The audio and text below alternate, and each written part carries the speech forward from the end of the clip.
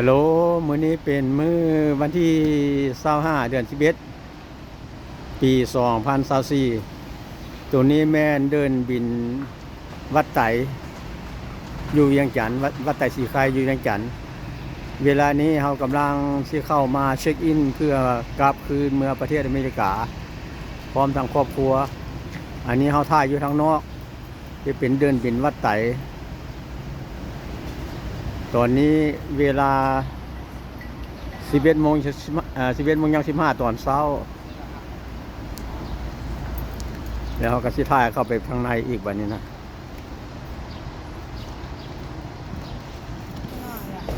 ตัวนี้มันบนทางเข้าไปเช็คอินอยู่สนามบินวัดไตตัวนี้นะทางเข้าอันนี้อยู่ทางในบอนเช็คอินอยู่ทางสนามบินวัดไตมื้อนี้เป็นมื้อวันที่25เดือน11ปี2024ทุกคนจะเข้ามานี่หมายความว่าเข้ามาเช็คอินเพื่อกลับคืนไปต่างประเทศถ่ายไว้เพื่อเป็นอนุสรณ์อันนี้เป็นทางในเด้ออันนี้ทางในตอนเช้าคนยังเพิ่นมาหลายอันนี้เป็นพวกกลางเทิงเป็นจิตไว้อันนี้ก็อยู่ทางในสนามบินวัดไตมุกตัวนี้งามหลายถ่ายกันเบิ่ง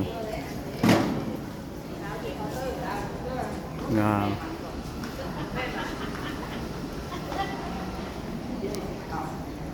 อันนี้เป็นตารางดีพาร์เชอร์ของคนโดยสารอยู่สนามบินวัดไต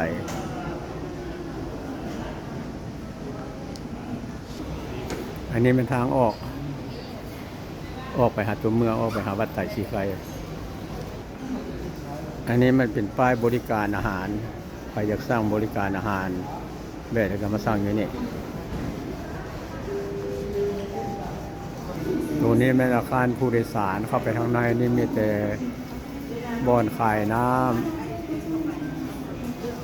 ำขายในอันนี้อยู่ทางในก็มีร้านค้าร้านขายเราสามารถซื้อได้วันนี้เราเช็คในทางนี้เนาะอันนี้ก็เป็นร้านขายเครื่องดื่มอยู่ใน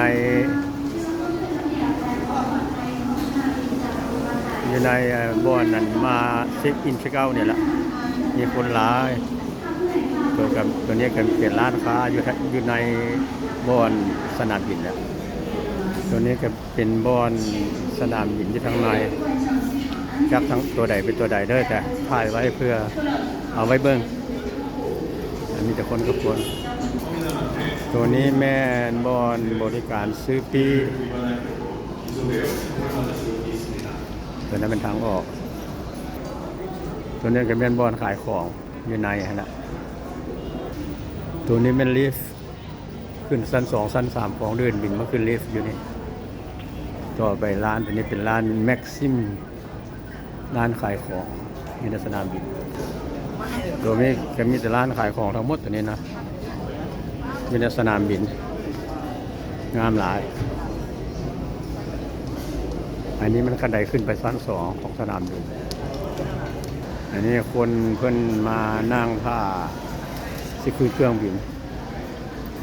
นั่งเรียนเป็นแถวอยู่นี่กำลังนั่งท่าขึ้นเครื่องบิน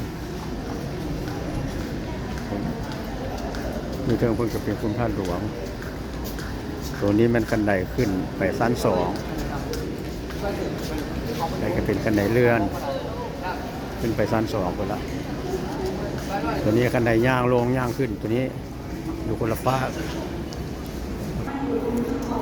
ตัวนี้มันร้านขายของอยู่ในสนามบินเด้อตัวนี้เด้อ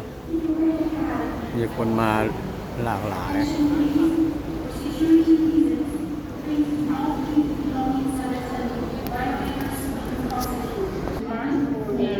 อันนี้เป็นร้านอาหารคนกำลังมากินข้าว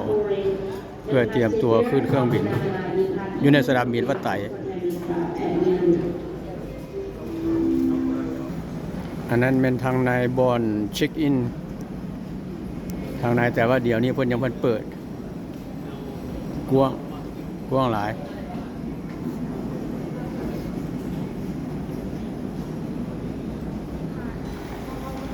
อันนี้แม่นไอแลนด์กับแม่เพิ่นกำลังนั่งท่าอยู่ อันนี้เป็นไอแลกอันนี้นะกำลังท่าขึ้นเครื่องบิน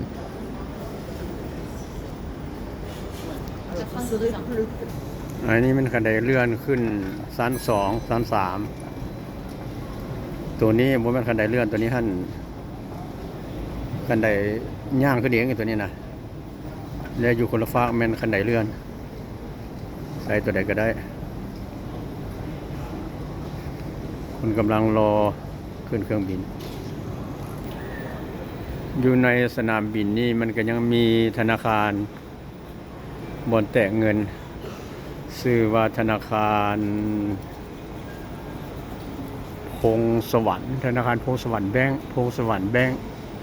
สิฝากเงินก็ได้สิถอนเงินก็ได้หรือว่าโอนเงินก็ได้แม่นอยู่นี่อยู่ในเครื่องบินเลยอยู่ในสนามเครื่องบินเลย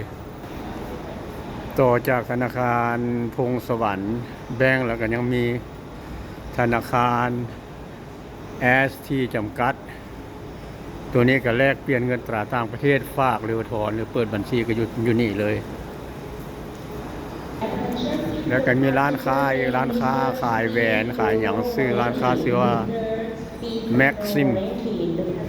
ถ้าว่าอยากได้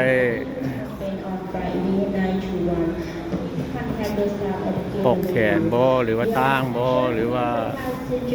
แหวนให้มาซื้ออยู่นี่รูปนี้งามหลายอยู่ในสนามบินเด้อสนามบินวัดไตมีรูปนี้งาม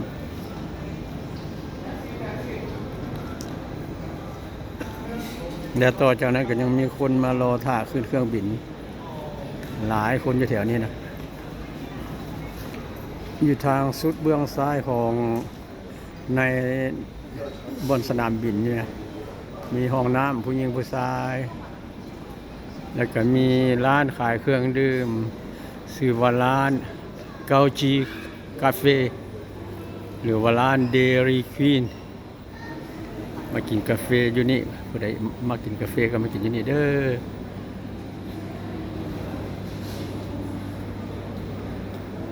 คนต่างประเทศก็เจ้าก็มาเนี่ยอันนี้มันอยู่ทางในนี่ตอนเช้าเวลาประมาณ11 โมงยัง5 นาทีตัวนี้นะ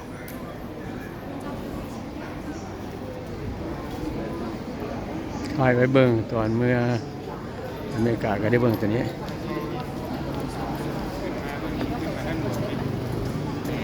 วินาไซลิงไซ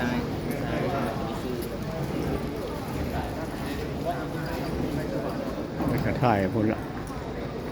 งามหลายทุกท่านเด้อโอเคบ๊ายบาย